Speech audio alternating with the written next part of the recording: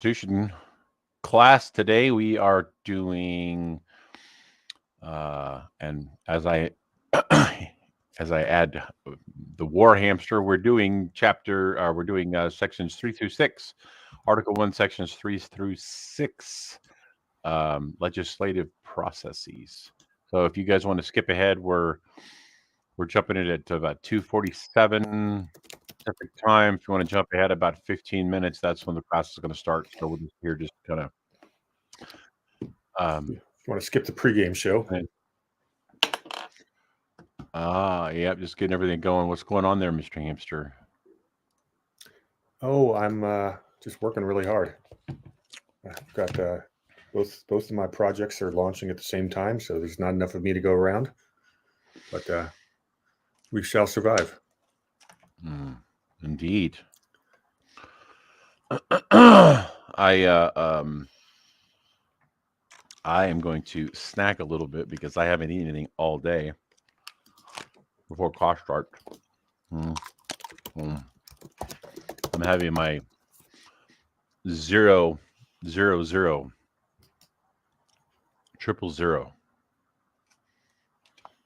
yogurt.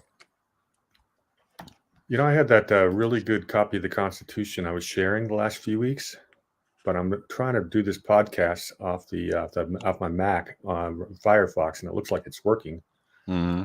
But I don't have all the links I had queued up before, so now I got to find that old page. I haven't talked to you, but I down to 275 now. Oh, nice. I started at 340. That's a pretty good move. Mm-hmm. How far are you going to go? Hello, Monica. That Dave Von Kleiss interview was a lot of fun. My intent is to get down to about 335, 340. You mean 245? That's what I meant. I know you did. So where are we at today? Article 1, Section 8. Are we jumping into? Well, I don't know. I'm going by what Doug put out on in the email, and he said articles. No, somebody's here. Hold on a second. Hey, Monica. Hey, Chris. Geez, Ron, you got to mute that thing when you go away from it. How's everybody on a happy Tuesday? Anybody all fired up to watch the Joe Biden debate? I will miss it. I've got something going on, but I can't wait to watch the replay. I just heard that Donald Trump put out on Truth Social that because of popular request, he is going to live stream and comment as Biden is doing the speech. And I'd be willing to bet that there are more people watching Trump on Truth Social than are watching Biden on the other platforms combined. But that should be must-watch TV, and I cannot wait to see the recording when I get home. That is one of the bigger trolls. Yeah, I put out this morning the meme with the State of the Union bingo. See if I can read some of this to you. Bear with me. Better yet, see if I can show it to you.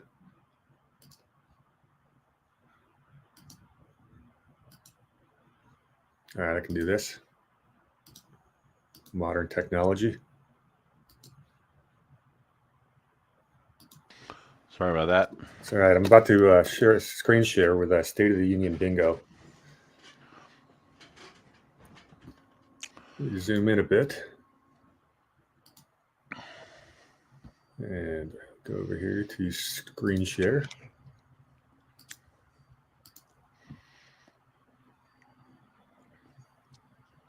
Monica, how did you like the Dave Von Kleist, or what you heard of it?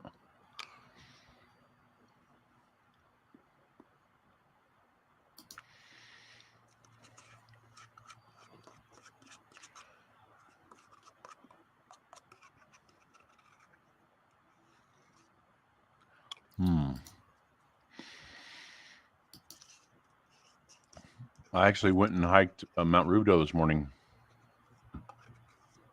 Are you able to see my screen? Is that not working? Nope. That should have worked. All right, you know what I'm going to do? I'm going to duck out and get back on with the other computer. Okay. I'll be back in a couple minutes. See you in a bit.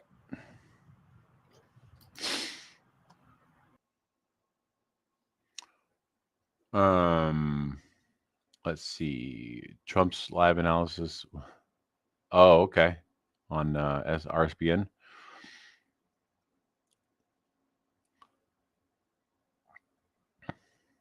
Gotcha. I think the balloon is a big old distraction from something. I don't know what, but it's a distraction from something. It's just it's too much of a non-story. You know, the government spies on us all the time. China spies on us all the time. I feel like that balloon thing is something hanky about it. Like why is everybody so hyper focused on it?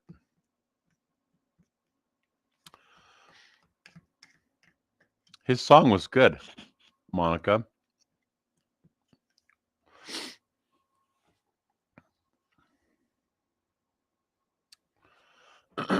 I think you listen to a lot of the lyrics.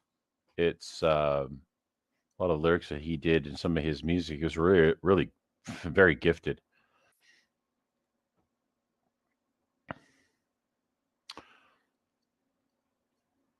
Let's see. Yeah, Tracy. I don't know if you heard me earlier, Tracy, but I hiked up Mount Rubidoux this morning, which is not too far from you. MTG plans on taking a balloon into Okay. That would be funny to see.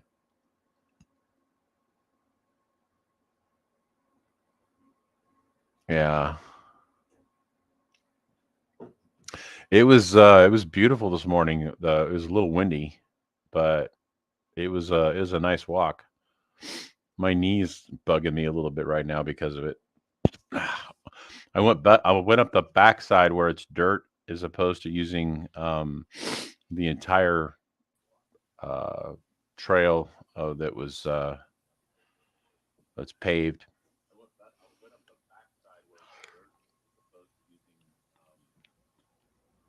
I am back. So what I'm going to have to do is get my own StreamYard login so I can log in without having access to your stuff and only log into this one when I need yours. If that makes sense. Yep. Because apparently your account was allowed to hijack mine when I got admin. When I got admin rights, I can't log in as Warhamster. It'll always show me up as you when I'm on your link. I don't understand. So if I were to click on the StreamYard chat, it would come up as you. Gotcha. Which, I know you're fine with me speaking for you, but, I don't want to take it.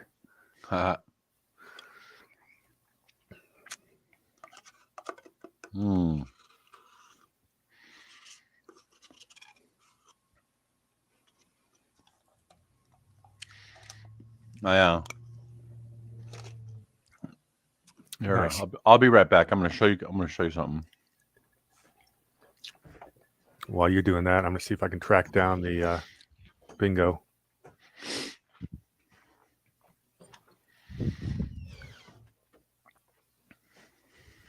What's that, conservative cowboy? They've got the whole Constitution on the floor. Cool.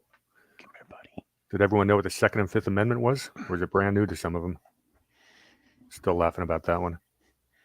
Running for judge and not knowing the Second or Fifth Amendment.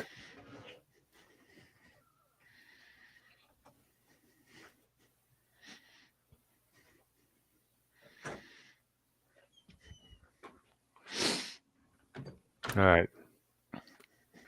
So here we have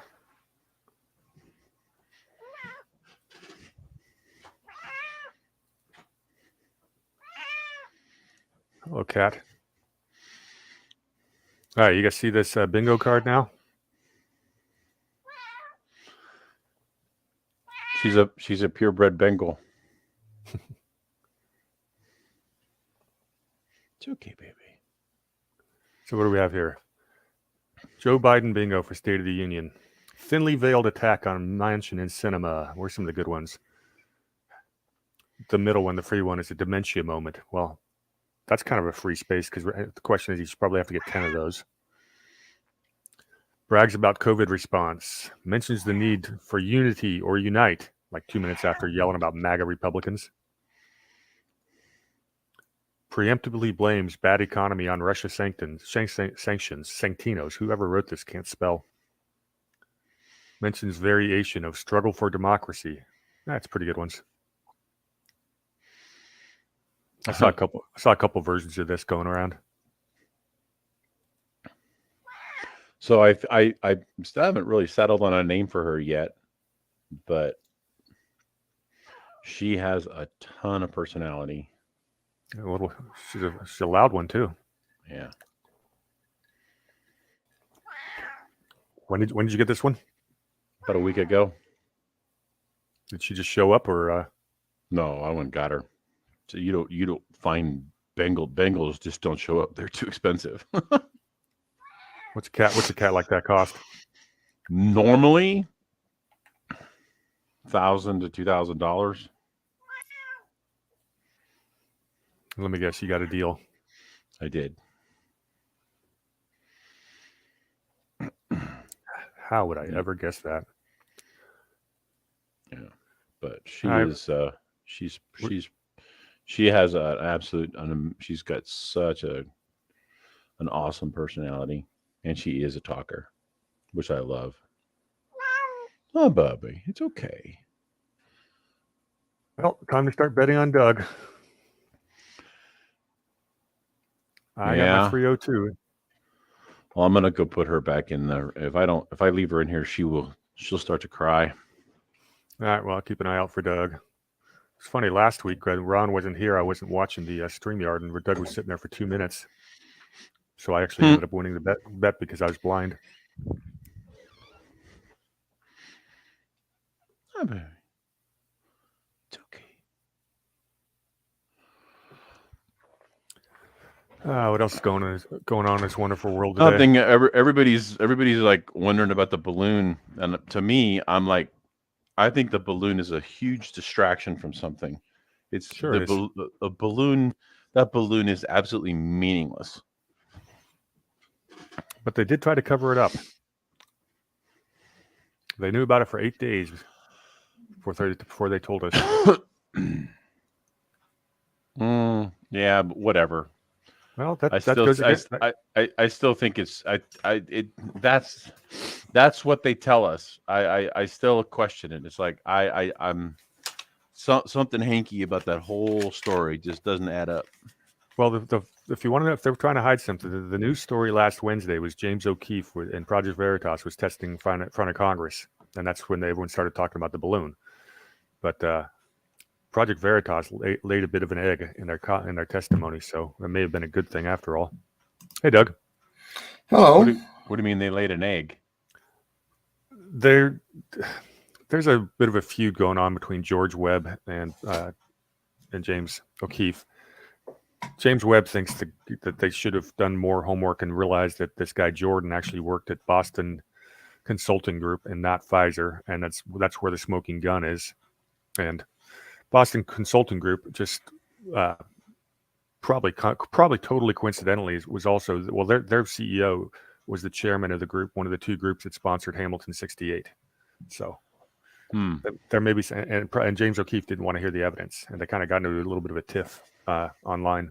So well, I had heard that there was a little bit of something wasn't 100% accurate or right about the thing that happened with the Veritas thing. Yeah. But it's still, the guy was like, that didn't necessarily mean that it was wrong, but it wasn't his finest work. Well, they didn't. Yeah, what George was saying is they didn't research it all the way through. They could have done it better and probably struck a bigger blow. That's why I say they laid an egg. Nothing will happen from their congressional appearance. Well, what's going on there, Mr. Gibbs? So we're still talking about balloons? I wasn't. Oh, because I've been telling people, I said, well, balloons, what do you think was going to happen when we had a bunch of clowns running everything? There you go. Well, it's like, oh, well, it's a spy balloon. Give me a break. They've got satellites that could do better than that. Okay, And so they've got and there's spies everywhere here. I mean, really. All right, so let me give you a really out there scenario. But so literally, they said that there were 3 other balloons they couldn't track under Trump's administration. Who knows? But it appears they had a bit of a time tracking this one or getting to it. So if you were to send, let's say you launched 50 balloons towards the west coast of America, all of them with EMP pulses, do we have enough planes to shoot them all down? And can you shoot one down if they have an EMP? Well, okay, if the Air Force is claiming that they can't track a frickin' balloon, then we got big problems. Well, that's what they're saying. NORAD said we've got a gap in our understanding or something. Or gap in our then clearly there is something much bigger going on. Yeah. Who knows? Psychological warfare. Somebody pulled out a really interesting. Exactly, Tracy. The balloon was to identify all the morons in the United States. Everyone look up. No, they had somebody pulled out something about Chinese document that had been leaked somehow about a decade and a half ago about how they were going to use psychological warfare. And I should have sent that to you. And I can't find the article right now, but if I do find it, I'll get it to you. But it was pretty interesting. They actually mentioned balloons in it. And this was like 15 years ago.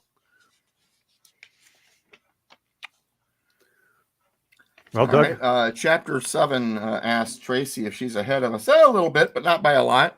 We'll probably catch up to you today. Good.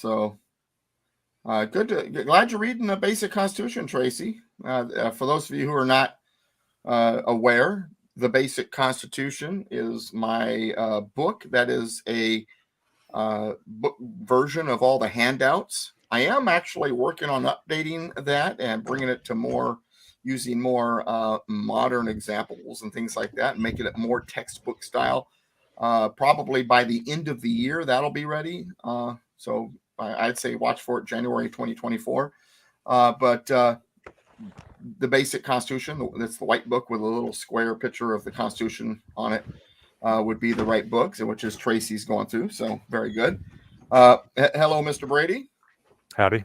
You came up in conversation today while I was having lunch, and then the person I was having a conversation with texted you right then and there. Said, hey, I just want to let you know I'm talking to Doug for lunch. Hope everything's going good, kind of thing. But yeah, there you go. See, Ron's got the book. Make your picture bigger so they can see that. There we go. Yeah. And I have, you know what? I thought I had a really cool thing here because I thought I had like an autographed copy from the author. It isn't autographed? But I guess it's not. Oh, crap. All right. Well, we're going to have to see each other on Thursday. Now that said, normally I autograph the title page. Which is the page okay. where... I stand corrected. It is autographed. Okay, there it is. Yeah, I normally autograph the title page, not just the first page. I mean, usually the title page is one of the first pages, but not in that one.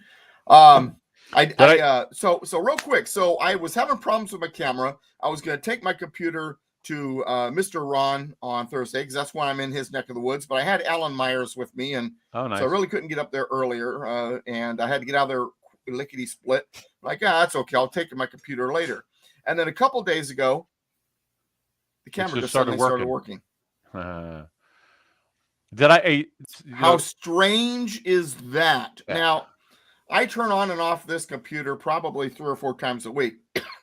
And one of those times must have made it redo whatever it does. But sure. It happens. Anyway, It happens. Did I, speaking of autographed copies, did I tell you that I bought a copy of the Deliberate Dumbing Down of America by Charlotte Iserbyt? And whoever sold it to me didn't realize that it was signed. I've gotten a handful of books like that before too, where it's exactly the same thing. Like, what? So yeah, that was kind of cool. Very cool. The greatest treasure I've ever found. I'm a baseball card guy, and I'm always looking for different cards and all sort of stuff. And sometimes when I'm at garage sales, if someone wants to sell their collection or something, I'll buy it, even if it's a bunch of doubles or triples or quadruples of what I already have, just because I like having the extras for later on for trade or selling or whatever. And I get this binder full of cards that are basically years I have complete sets, but it's nice to have the extras. I pay like $20. I take it home. I'm going through all the cards, and I notice there's a sleeve kind of on the inside of the opening cover. On the inside is kind of a sleeve, and down inside that sleeve, there's a card slipped down in there. I pull it out, and it's a 1956 Hires Root Beer Mickey Mantle card. Holy crap. And it is now one of the joys of my collection. I can imagine so. So you never know. You never know what you'll find. I love estate sales and garage sales and things like that. Those are a lot of fun. You find a lot of really cool stuff. The last estate sale I went to, I got a bunch of like papers, like they hadn't even been opened from like September 12th, 2001. Conservative Cowboy, did you see House Republicans reading the entire Constitution today on the House floor? No, I didn't see that. My question is, did the Democrats complain when they still read the parts that were in brackets, or that they did not read the parts in brackets, depending on how they decided to do it? The brackets being the obsolete parts. But anyway, that's another discussion, I guess, for another time. Doug, I'm listening to you read Repeal Democracy on the KPRZ radio station. Pat, you're awesome. Also, Pat said that they are going back and forth through the 4 of my books they got last week. Hey, I'm always happy to hear that someone's enjoying what I've given them. But I'm going to tell you what. Repeal Democracy, the latest book, which I went through the whole thing on my radio station because I enjoyed the book so much. It did 2 things for me. Number one, it allowed me to share it with people who may or may not buy the book down the road. But also it gave me a chance to kind of do my proofreading too by reading it out loud on the show. But I'm pretty proud of that book. The latest one, Repeal Democracy, I think came out really well. For those of you who always want to ask the question, well, gosh, Doug, what's the difference between a democracy and a republic? That book explains. In fact, almost all the chapters begin. If we were a democracy, we would do it this way, but we do it that way. Here's why. And then I go into explaining on each chapter, what that means. Tracy Wildpat Overachiever. Hey, the only thing I'm depressed about is I don't have an apple on my desk from Pat, but no, I'm kidding. I just want to ask something real quick, Doug. Sure. This goes back to the baseball card thing. Were you like unhappy when Artie Moreno decided not to sell the Angels? Yeah, I'm not a fan of Artie owning. Hey, and folks, I know what they like to call them, but they are the Angels of Anaheim. All right, I will not put Los Angeles anywhere in their name. It does not belong in their name. Yeah, now, I'm they a were fan at one of. time the Los Angeles Angels. They actually, when they became a major league club, they did begin in L.A. Yeah, you know what they played. It was the Cowboy Giannautri that moved them to Orange County later. You know what the first stadium they played in was, right? Yeah, it was a Coliseum. No. Their inaugural season, they played in Dodger Stadium. Oh, no kidding. Mhm. That I did not know. I thought it was just the Coliseum, but okay, right on. Very good piece of trivia that gets me. So, what years was the first? I want to say it was like Angels 1962 or something like that. That's when the minor league Angels were in the California League. Yeah, I'm sorry. That's when they became a major league team. But before that, you had California League Angels minor league. When you had the Hollywood Stars, the Hollywood Stars, some other teams. All that. There's San Padres also. But the there was actually a team way back in the 1890s, 1890s. Now I'm missing the year off the top of my head. I bet Brady knows because I told him. But that were the Angels from that area. Well, I will tell you that the Angels' first year in California was 61 when the American League expanded, and then the Right. National League expanded 2 teams in 62. Okay. And that was the next expansion would come as a minor expansion in 69, then 77. So 61, they fixed, but in 1961 they played in Dodger Stadium. Well, what's funny about that is that was the year that the Major League Baseball season went from 154 to 162 games. And that's also the year, because there was so much watered down pitching with the 2 new teams, Roger Maris got 8 more games and worse pitching to break Babe Ruth's record, 61 home runs to 60. And a lot of the Yankee fans didn't like Roger Maris because of it, because it wasn't fair. It's not an apples to apples comparison. So that's been a baseball debate for 60 years now. So the Los Angeles Angels first appeared in 1892 when the Los Angeles Seraphs changed their name to the Angels. And if you look at the old Seraphs logo, the LA looks like what the Dodgers use today. The Angels had it first, and it did have a halo over the ball with wings. So, very interesting stuff. But anyway, all right, enough about baseball. Let's get into the Constitution. They didn't come here for baseball. Pat says, I really like concepts. The United States Constitution goes very well with the basic Constitution book. Let me now see.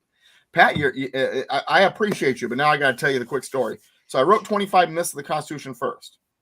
25 Myths was originally a bunch of blog posts, and someone said, hey, Doug, you ought to turn that into a book. So I did. Then after writing 25 Myths, then I decided to take my Constitution class handouts and turn them into a book. That's the basic Constitution. Then people would buy both books, and they would say, hey, really love the books, Doug, but I wish you went deeper into this concept and that concept.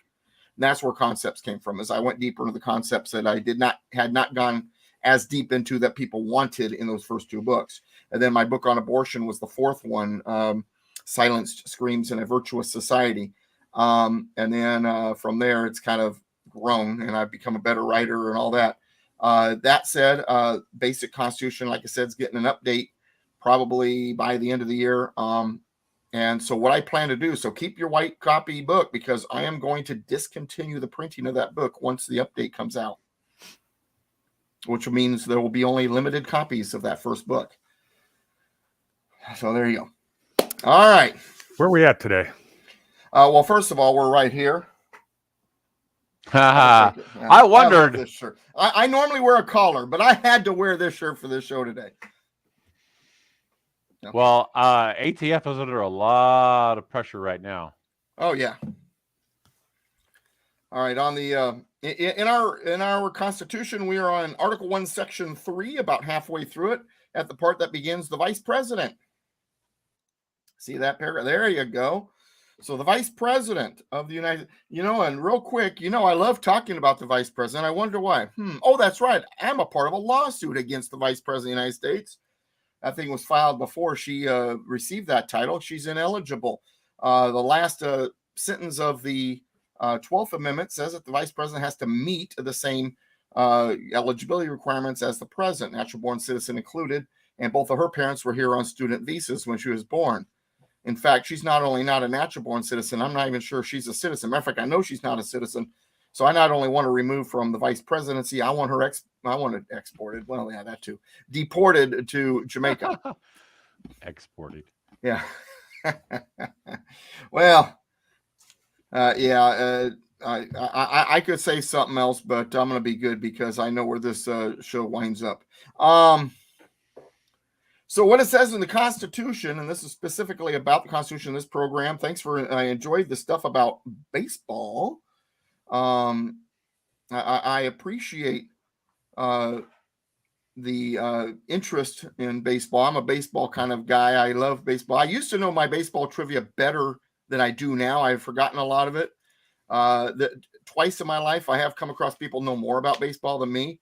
One of them was a gentleman I used to work with in construction. And then the second one is your center pitcher on your screen, the war hamster. But I am rusty. There's a lot of stuff when you bring it up. Are you trying to say that you know more about baseball than me?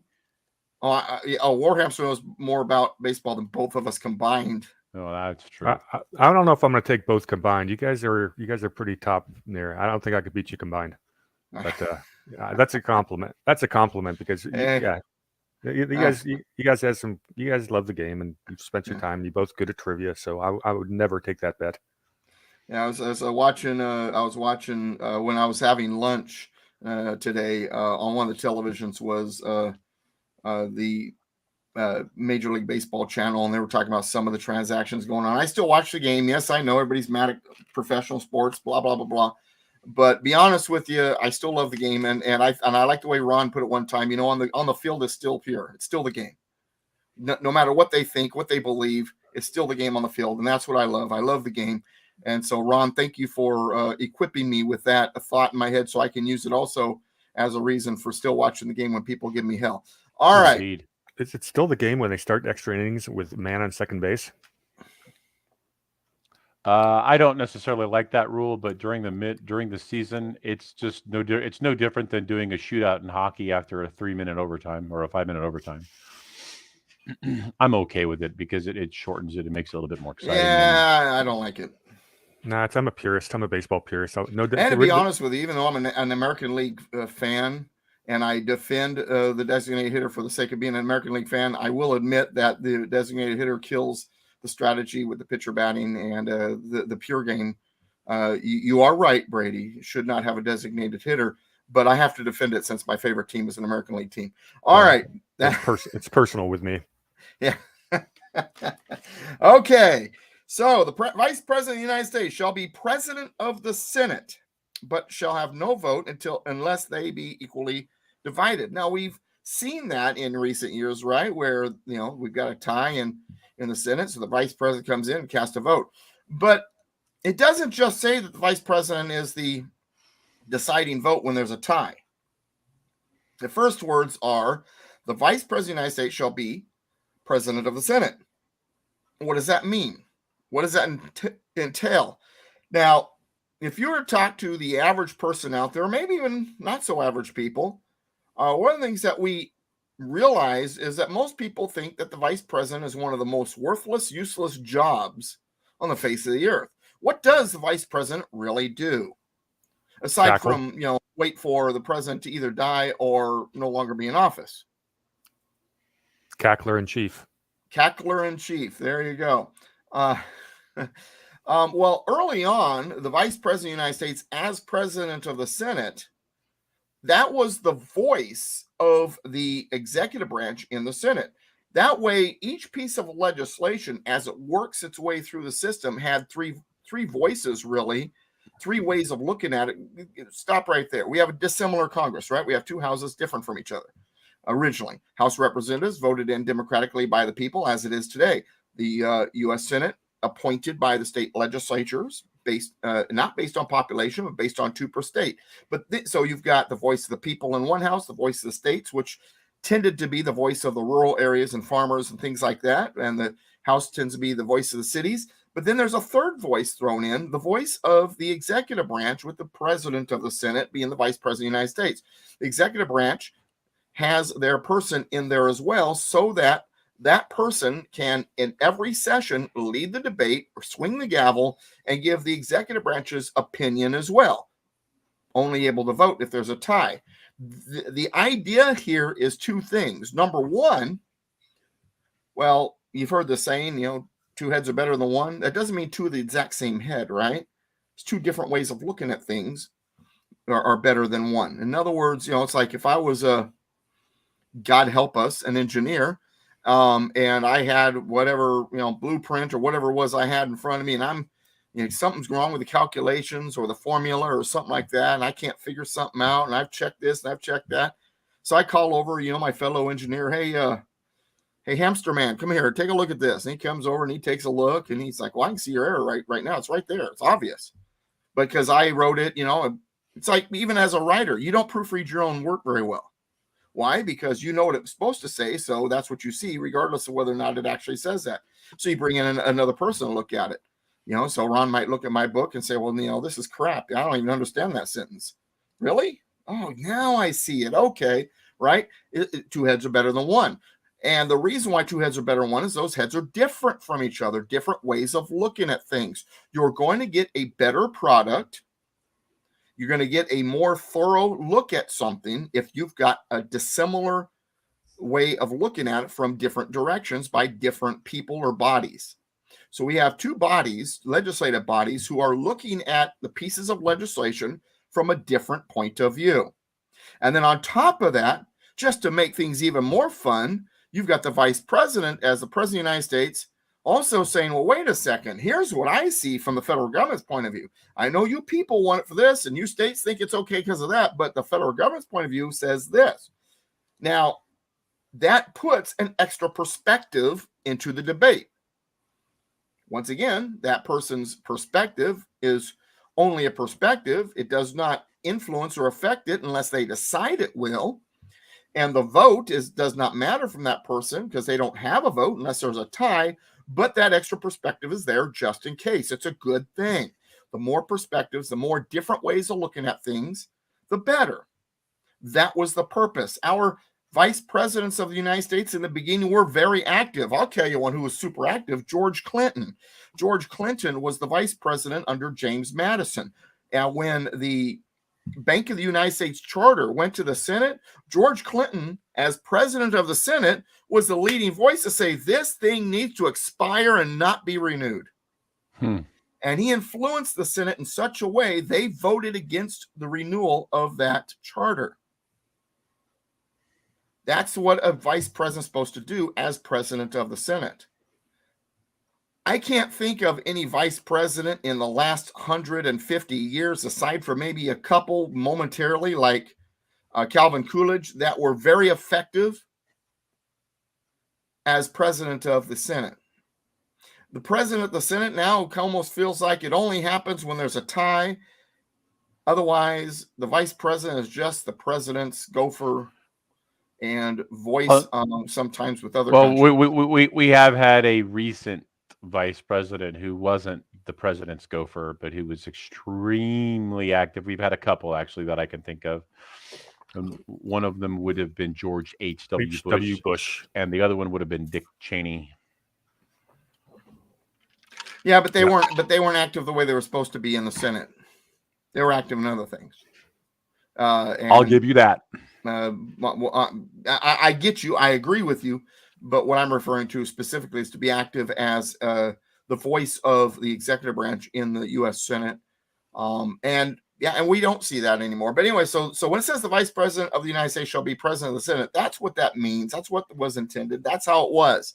I remember Sarah Palin. Now, don't get me wrong. I was not a huge fan of McCain. In fact, I thought McCain was worse than a Democrat. But he was. I did like Sarah Palin. I was one of the people who did support Sarah. And I actually, if you go back to Political Pistachio, you can find it too. I called that Sarah Palin would be the vice presidential running mate before we even knew that McCain was going to be the representative of the Republican Party. I actually wrote a number of posts saying that Sarah Palin should be the running mate for whoever is running for president for the under the banner of the GOP. And so it was funny that when McCain chose her, man, my email and my phone went nuts. Is that the person you've been talking about? Well, see, I'm a fan when it comes to vice president of governors because they have executive experience. I'm not a fan of someone who was in the Senate or the House or something like that suddenly popping up to become president. Trump is a great exception to that, but he did have executive experience, just not in politics, but in business. So I appreciate that experience. But when it came to people like McCain, who wasn't a governor, I didn't like that, and I felt that the best way to offset any candidate for president that doesn't have executive experience is to for sure have at least the vice president have executive experience. And at the time, Sarah Palin was the governor that impressed me the most. And so that's kind of the reason why I was hoping that she would wind up getting it, and she did. But anyway, so while she was running mate, she was at reading time, reading stories for a class, elementary school class, and one of the kids asked her, well, what's the job of the vice president? She said, well, for one, to be president of the Senate. And she kind of gave a real brief description, which was basically on target. And the media went nuts, as if she was an idiot. And she was right. Because, see, remember, this is not the Constitution to them anymore. It's what the politicos say it is and what the judges have said. So, and so this idea of the vice president being president of the Senate and being basically the person that wields the gavel before each session has been lost. We need to get back to that. I really do believe that. And then, of course, like I said, having no vote unless they be equally divided. There are other persons who are allowed to debate in the Senate and the House of Representatives, but they have no vote. These persons are representatives for federal territories or districts. So they have a voice in the sense of the debate, but they have no vote because they're not a state. So Washington, D.C., Guam, Puerto Rico, and so forth. They do have representatives that sit in the sessions. They're members essentially of those legislative houses, but as observers and as fellow debate mates, but they don't have a vote because Washington, D.C., Guam, Puerto Rico, and other U.S. territories are not states. So there are other people in there also that do have a voice, but don't have a vote. All right. Any questions from you gentlemen at all before we go on to the next part? Oh, I was just thinking, who's the worst vice president in history, and has there ever been one worse than LBJ? Well, I know there's been a few that were so worthless I can't remember their names. Mondale comes to mind. It takes me a moment to think of his name. That makes you pretty average. I'm talking about the one that was actively bad. Actively bad. Well, I don't want to put the tinfoil hat on it. Oh, by all means, put it on. I'm Now, curious. I'm curious who you're thinking. Oh, LBJ's my guy. LBJ's the worst ever. I can't think of one worse. Yeah, and then he became president, and the world got to see how bad he really was. I can absolutely. Yeah, he's definitely on the list of the worst 5 presidents. Also, yeah. Well, that's HW was way worse. It's a good. It's an interesting conversation. HW never was implied to be part of a assassination, so allegedly. That's a good point. I tell you, a couple of even worse vice presidents. It was as if they weren't there. The vice presidents under John Tyler and Andrew Johnson. Oh, that's right, because there wasn't somebody there. Sorry. So for the entire presidency. So the fact that Hinckley's family knew the Bushes wasn't suspicious for you?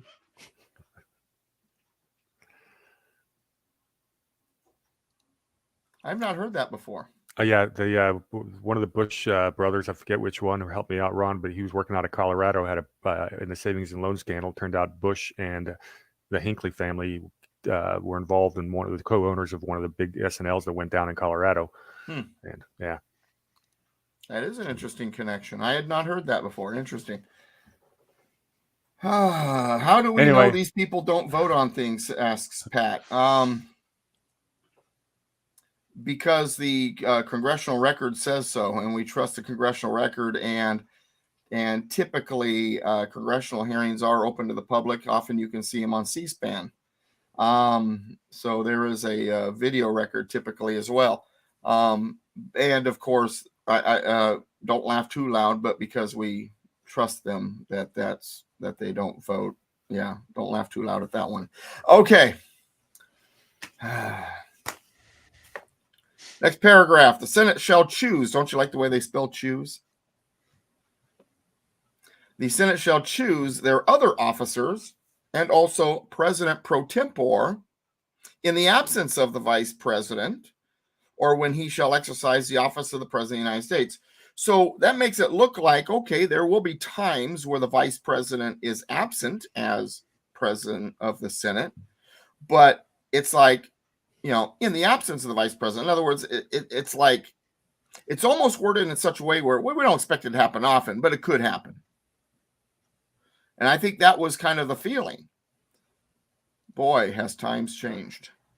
So the president pro tempore, though, is not necessarily the majority leader. This is someone chosen to be president pro tempore. And yes, the majority is typically going to have their guy in there or gal, but it can be anybody. They could choose anyone to be the president pro tempore. All the president pro tempore is when the vice president is not president of the Senate because they're not there or because they're exercising the office of the president of the United States, or because there is no vice president at the time. All that person is basically filling in, and the role is basically the mirror image of the Speaker of the House. It's just the Senate's version when the president of the Senate's not there.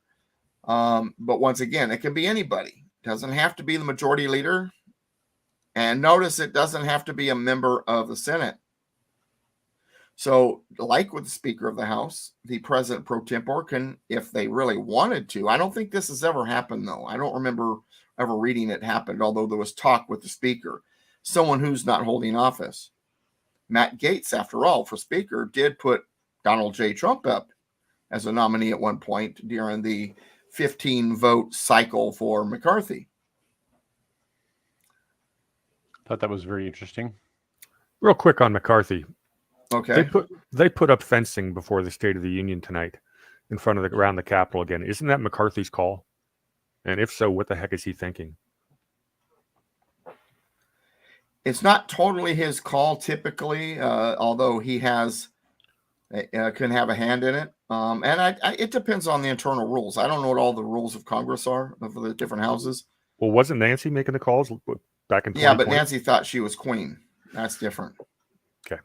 She thought whatever she said happened. She thought she was more. As a matter of fact, she one time said on camera that she was more powerful than the president. Yeah, I heard that one. To get back and answer a question that popped up in the chat room, just to, Lisa was asking, well, why are those countries even present? Well, they're not countries, they're territories of the United States. And because they are territories of the United States, they are a part of the United States. So it has been considered that they also have a right to have at least some voice, but because they're not states, they cannot vote. So that's why I talk about Puerto Rico, Guam. They're not countries; they are territories of the United States. And Joy decided my name is Doe. No, but I wish I had lots of it. Okay. Hey, I've been called worse. That's funny. An awesome T-shirt, says Michelle. Thank you. I love the T-shirt.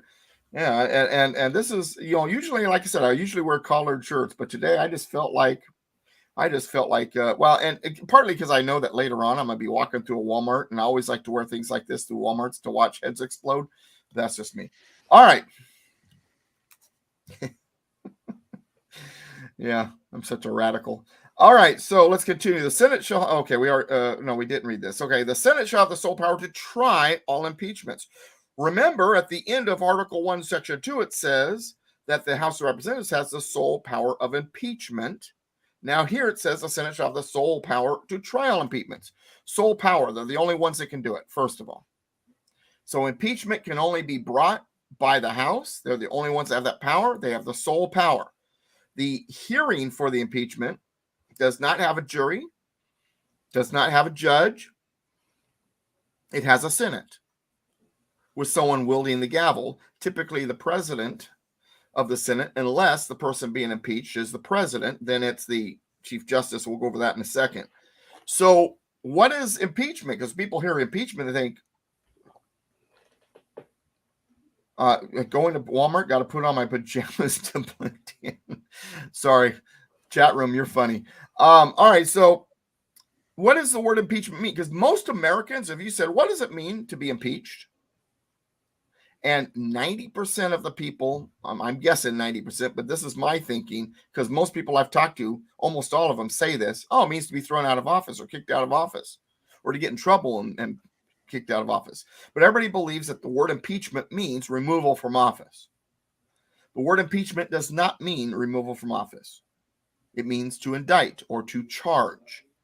So the House of Representatives, which is the voice of the people, can say, hey, this guy did this wrong, and we are bringing charges. We are indicting this person, be it a judge or an officer of the federal government or a president or vice president.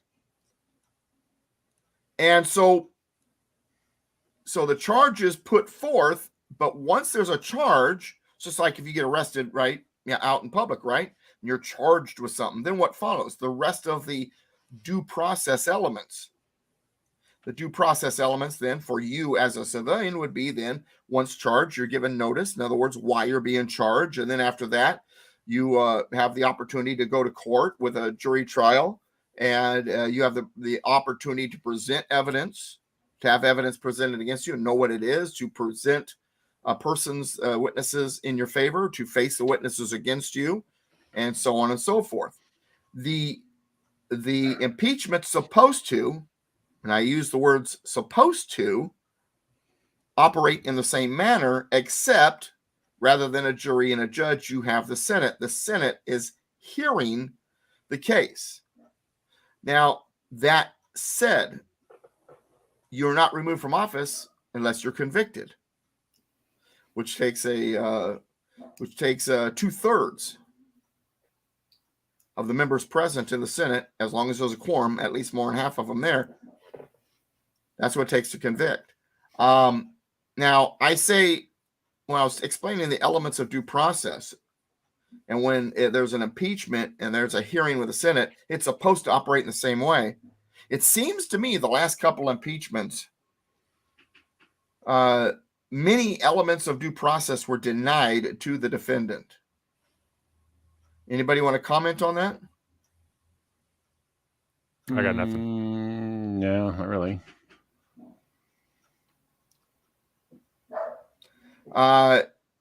Douglas V. Gibbs, territories of the United States like Puerto Rico vote in U.S. elections. They do not vote for federal representation because they have no representation.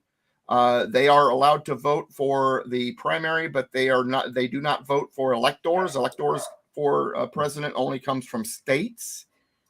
They are able to vote in, of course, their local elections. Puerto Rico, places like Puerto Rico, this is Conservative Cowboy that made the statement. Territories of the United States like Puerto Rico do not vote in U.S. elections, federal elections per se. They do have their local elections, and that's if Congress lets them. Congress makes all the rules and regulations for a territory. So if Congress decided they didn't want a territory to have that opportunity to even have local elections, they could do that. They can appoint everybody. That's up to Congress. If you're a territory, you fall completely under the powers of Congress unless Congress allows you to have local government. So there you go. All right. Now, people born in U.S. territories are U.S. citizens, but it's almost like you have an asterisk next to your name. You're a citizen, but you still have to go to process in order to be able to move mainland, stuff like that. Okay, let's continue. When the President of the United States is tried, the Chief Justice shall preside. Once again, we don't want a conflict there, conflict of interest. If President of the Senate is the Vice President, the President is the person being impeached, then there's a conflict there. So rather than the President of the Senate being the person who presides, it's the Chief Justice. In all other impeachments, other than President or Vice President, the Vice President as President of the Senate shall be the person who presides. No person shall be convicted without the concurrence of 2/3 of the members present. Once again, members present, but in order for it to be able to operate, the number of members present must be more than 50, more than half, because if you remember in past lessons, we learned that a quorum is a majority. And I think we still get to go back to quorum again later on. I think in section 5, the next section, or 2 sections from now, we get into quorum. But anyway, so there has to be a quorum, at least 51 in this case with the Senate, and then 2/3 of the members present have to vote that the person is guilty in order for the impeached to be removed from office or suffer the other consequences if other consequences are given. Judgment in cases of impeachment shall not extend further than to removal from office and disqualification to hold and enjoy any office of honor, trust, or profit under the United States. But the party convicted shall nevertheless be liable and subject to indictment, trial, judgment, and punishment according to law. What that means is the trial under the Senate is a political trial. It's not a criminal trial. The punishment for a political trial, the worst punishment for a political trial, is removal from office. They committed all these crimes. They're not being tried for those crimes criminally. They're being charged and tried for those crimes politically.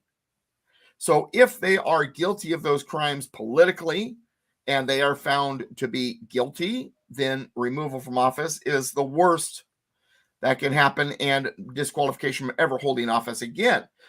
Once, then that very last part, once they are removed from office and they are a non-office holder, finally, once again in their life, then they can be liable to for being indicted criminally, and then they can go through trial, judgment, and punishment according to the law, which is what it's saying there. So in other words, let's say hypothetically,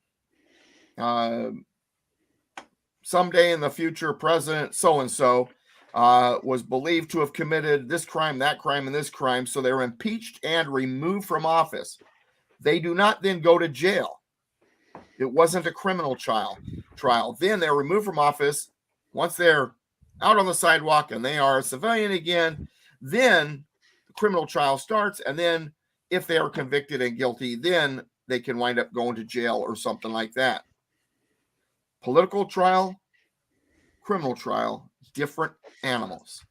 Isn't that what they're trying to do to 45? That's what they wanted to do. Yeah, that's what they were trying to do. Well, first of all, the reason why they carried that one beyond the end of his presidency is because what they were looking for was not necessarily get him out of office as much as to disqualify him from holding any office in the future. Right. They're still trying to do that. Uh-huh. Oh yeah, they're still trying to do that, and the game is still afoot. All right. Any other questions, comments? Nope.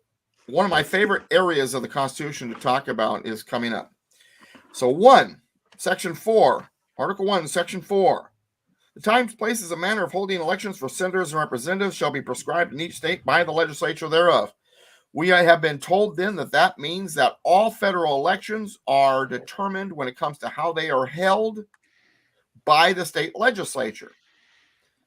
That is not accurate. All federal elections are not up to the state legislatures based on that particular clause. Because if you look at that clause carefully, it says elections for senators and representatives. It leaves out presidential elections. I'll explain that in a minute. Then it says, but the Congress may at any time by law make or alter such regulations, except as to the places of choosing senators. That first part says, okay, so the state legislatures are deciding the manners and procedures for how they're going to carry out the elections of the members of the United States House of Representatives, United States Senate. But if there's something wrong with those laws, they're tyrannical, they're outside what should be legal, whatever, then Congress can make law to alter such regulations. I'm not going to get into the places of choosing senators just yet. I'll get into that in a second. When you read Article 2 about presidential elections, what it says is that as a matter of fact, I'm going to read it verbatim so that we got this down here. Each state, this is Article 2, Section 1, second paragraph. Each state shall appoint in such manner as the legislature may direct a number of electors equal to the number of senators and representatives to which a state may be entitled in Congress. So, in other words, what it's saying is the legislature also decides how the electors for president shall be chosen. They could appoint all of them themselves if they wanted. They could let the people appoint them. They could make it a mixture, which is usually the way they did it. Notice there's no mention of the executive branch of the state or of the federal government or of Congress. So unlike Article 1, Section 4, Congress cannot alter or make rule changes with legislation. So how is it then that they're trying to pass laws right now to adjust the presidential election? There's Doesn't no seem- authority for that. Doesn't Congress seem- has no authority to monkey with the presidential election whatsoever. It is completely and entirely up to the state legislatures. Also, notice who else is not mentioned in there: the courts, state or federal. That's what I was just about to say. Of course, Great we might minds get. think alike. Of course, we might just get a ruling on that here in the next couple months. Moore v. Harper, yeah. It's coming. I think. I don't think it'll be any later than April. And We'll that will. see.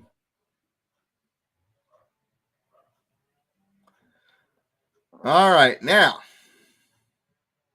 Once again, conservative cowboy, Congress did not give Puerto Rico an elected representative that can vote. They gave them an observer that can sit in the House of Representatives and argue and debate, but they do not have a vote in any of the bills that are presented.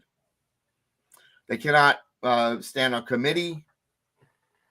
They cannot offer amendments. They cannot propose bills, and they cannot vote. They are there to debate, and that's all. And that's Puerto Rico's voice in the House of Representatives. Thanks for asking. All right, so now that last part's interesting, except to the places of choosing senators. So Congress may at any time, by law, make or alter such regulations except as to the places of choosing senators. Where were the senators being chosen from? State legislatures were appointing them. So, and this is saying that when it comes to the election of the senators, while Congress may make law to make alterations to elections, they cannot make any law that has anything to do with the place of choosing senators. In other words, that the state legislature chooses the senators. Now, the Constitution is the law of the land, right? So then amendments, just like legislation, is the law, is it not? So if Congress has no authority to be involved to make or alter regulations or law regarding the places of choosing senators, how is it that they were able to propose the amendment that became the 17th Amendment in 1913, which changed the places of choosing senators? They should not have been able to. Therefore, the 17th Amendment is null and void. Holy moly, man. You mean the Congress acted unconstitutionally? They Who'd have certainly thunk did. such a thing could happen? Such sarcasm coming from such a constitutionalist. All right, so first of all, just based on that right there, the 17th Amendment was illegally proposed. Could the 17th Amendment have ever been proposed? Well, sure. The states could have proposed it through a convention of states, Article 5 convention. But Congress could not propose that amendment. It was illegally proposed. When we get to Article 5, we'll talk about something else about the 17th Amendment. Then when we get the 17th Amendment, we'll pull it all together into one little tight little bow. But right now, that's where we'll stop with that. But I want you to understand, they were even back over 100 years. This is 110 years ago when this thing was allegedly ratified. And they were violating the Constitution. Well, Doug, when did they start violating the Constitution? Before the ink was dry. In fact, remember Alexander Hamilton, the left's hero. They even made a play about him. They love him so much. He was demanding that the president should be a king during the convention. That got shot down. He also had other ideas that would diminish state sovereignty and autonomy, and that got shot down. The enemy was already inside the chamber when they were writing this thing. Yes, they were. Ron, before your picture vanished, I saw you grinning from ear to ear because you were like, this I know real well. I have something that I'm going to show, and I just have to go get off my bookshelf. Is that why you killed the camera? That way we don't see your backside looking for it? I'm coming. The enemy was indeed in the chamber at the time. And I'm not going to say anything. I'm just going to show the title of the book.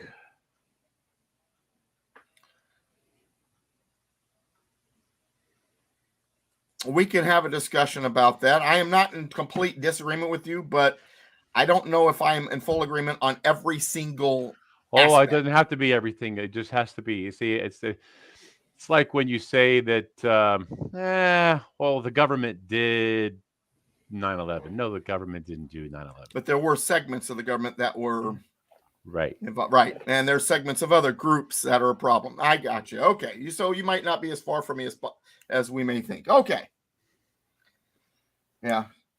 All right. So now, now we're going to get to the part of one of my favorite lines in the whole Constitution. This is one of my favorite lines. The Congress shall assemble at least once in every year. Now, I know some of you are thinking, I wish it was only once a year. There were those during the convention that argued that was too often. What are we going to do? There's no authorities. Unless we're at war, what is there to do in Congress? Was the argument. And it was a very good argument. One of the things I like to say, just to help people understand kind of, what I think about this is, I remember when there was a particular president with the initials BO who would go golfing all the time. People will say, oh, see, the president's not doing his job. He's out on the golf course. No, I'm excited when he's on the golf course. Amen to that. He's doing less damage. Stay out of the Oval Office. Stay out of Washington. I'm excited. And then usually I tell people about that. I say, and as a matter of fact, have about a 2 to 4 year long tournament with Congress and take them with you. I don't know, Doug. I can do a lot of damage when I'm golfing. I've taken out houses, cars, you name it. It's funny. I used to golf. Real quick side note. Don't worry, I'll only take about 30 seconds to your audience. I used to go golfing about every other weekend when I was in construction because I had the money to afford it. And I became a pretty good long ball driver. I could drive the ball a long way. There's a couple of tournaments. I was the longest drive until this little kid named Ricky Fowler was on in that tournament with me. He's now a PGA golfer, by the way. He was 8 years old and 10 years old when I played with him, and he outdrove me. And I was considered a long driver. I had a decent short game sometimes, but I couldn't putt to save my life. But nonetheless, I love to go golfing when I was younger a lot, but not so much anymore. But anyway, so about 3 or 4 years ago, I took about 4 or 5 years ago, I think it was right before all the madness. And I took a couple of gentlemen with me who were friends of mine, and they were greener at golf than I was. And even though I hadn't played in a long time and I felt like I played lousy, these guys made me look like a pro. It was one of the funnest golf games I ever had. I'm having a lousy game and I'm beating their butts. And they're asking me for advice, even though I'm putting it in the drink. It was great. But anyway, all right. Asking you for advice on the golf course? Yeah, it was funny. Yeah, one of them wound up in the sand trap, and I explained, well, you got to get up under. Don't be afraid of knocking as much sand as you can out. You kind of use that sand to push that ball out of there, and it worked. And he was like, "Oh, that was brilliant."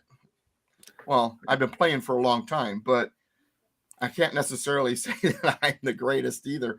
I'm one of those golfers where I'm not going to beat the guy that's when I used to play regularly, I wouldn't beat the guy who's the best, who has a handicap, but I wouldn't embarrass myself. I was kind of in between. I wasn't quite embarrassing myself, but I wasn't quite the awesome guy. Okay.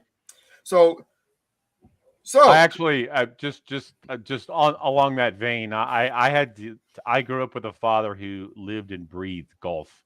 It's all he did. And he would spend a fortune on it, but he was actually pretty good. He would go to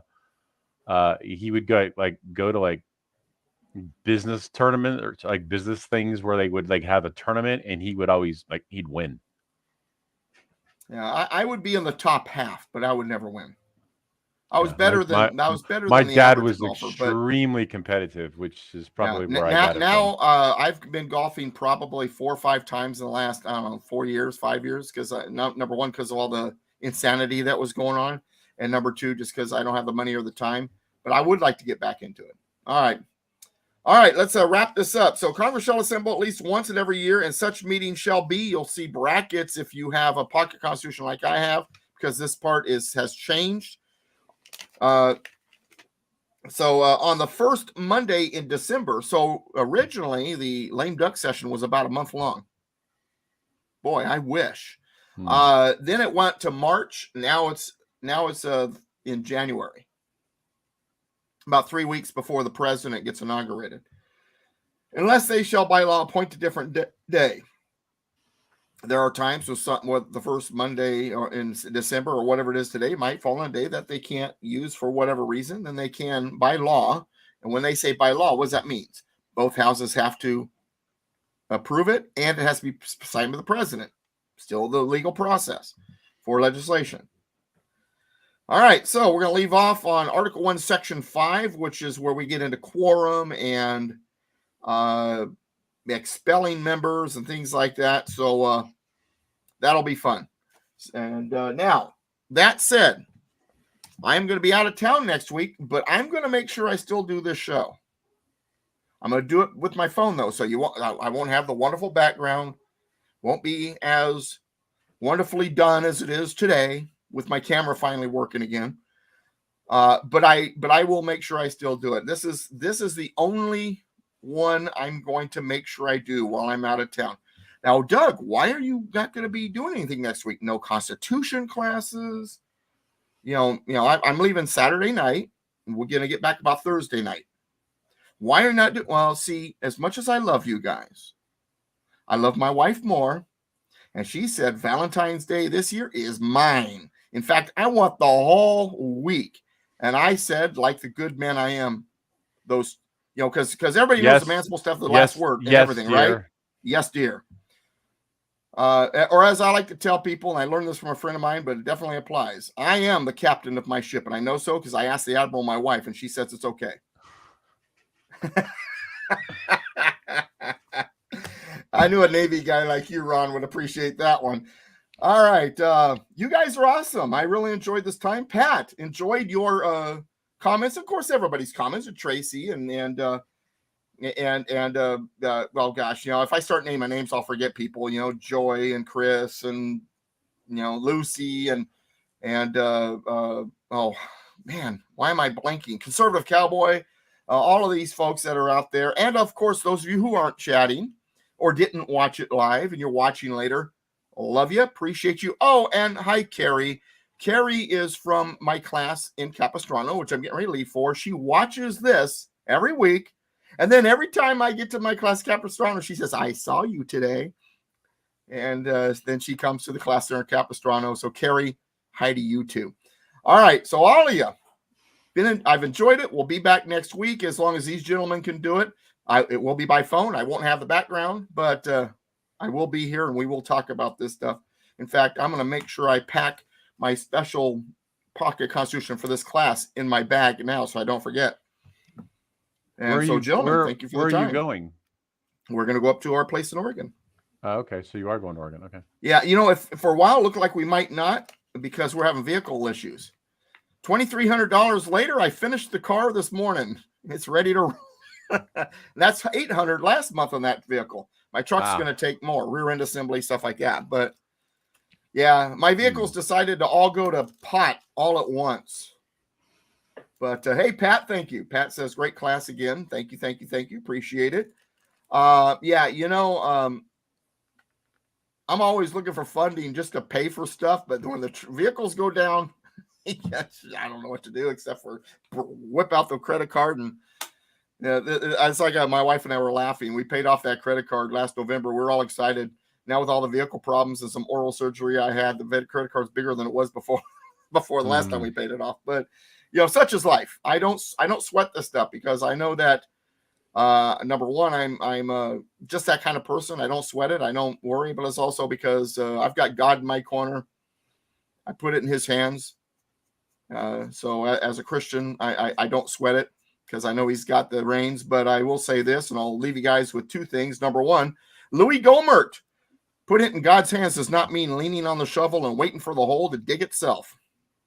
Number two, united we stand, combined we kick butt. God bless America, my friends. God bless you. We'll see you next week. It's been a pleasure. DouglasVGibbs.com, politicalpistachio.com. Brady, Ron, you guys are awesome. Thank you for being my companions on this. Thank you for being the guy behind the scenes, so to speak, and making sure it gets on the air, Ron. You appreciate you. Brady, you are building quite an audience every time you keep joining me on stuff like my radio show. So just wanted to let you know you're the War Hamsters prowess as a constitutionalist and other things is getting out there and people are appreciating it. So I wanted to make sure both of you guys got the kudos you deserve. Oh, well, I've never been invited to come on the radio show. I guess I'm just not that important. Well, first of all, you got to listen and call in every once in a while. I've listened and called in. Have you? Well, yeah, Ron, but I got a better face for radio than you do, so it's just perfect. Yeah, there is that. Here's what's funny. I actually didn't invite him last time. Alan couldn't make it. And I was just basically, if I summon the war hamster will show up. And so I'm like, so I brought up a topic he could not help himself talk about. Hamilton 68. If you guys don't know what Hamilton 68 was, look it up. And I actually wrote an article about it on politicalpistachio.com. And man, I mentioned that and immediately I hear Sean in my ear. We have Brady on the air, waiting on cue. I'm like, oh, okay, yeah, you just summon him. He shows up, man. But anyway, now seriously, Ron, anytime you want to call in and bust our chops, you're more than welcome to do so. All right. It's as long as it's a topic that I can hold my own on a lot of topics, but certain topics are more fun than others. I will be honest. We don't talk about Lincoln or the Dodgers very much on the show, so more than likely. We don't have a crypto corner. We don't have cat talk. It's just all your specialties just don't get on that show. For whatever reason. Okay. I guess I'm SOL then. Brother, I love you, man. I appreciate you. I'm up there in your area for a class every Thursday at 10. If ever you want to drag yourself out of bed, before noontime. No, I'm kidding. I know what time you get up, and it's ungodly. But if ever you do want to come by the class, it's right up the street from you. Well, I appreciate that. You're still doing it at the Episcopal Church?